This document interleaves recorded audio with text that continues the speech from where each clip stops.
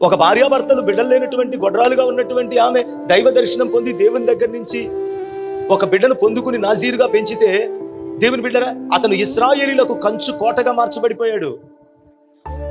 ఒక దేవుని కృప పొందుకుని ఒక బిడ్డను ఒక తల్లిదండ్రులు పొందుకుంటే, క్రీస్తుకు ముందు వరకు అంతటి గొప్పవాడు లేడని సాక్ష్యం ఇచ్చేలాంటి వాడిని దేవుడు అనుగ్రహించాడు.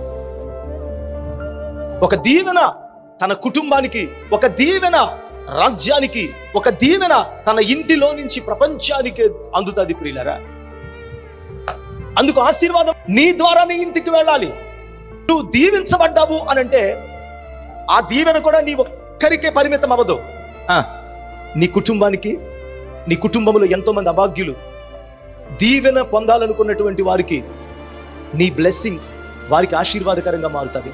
దేవుని సన్నిధిలో ఎలాగైనా నా కుటుంబము దీవించబడినట్లుగా నాకు నీ కృపను దయచేయి ప్రభువా.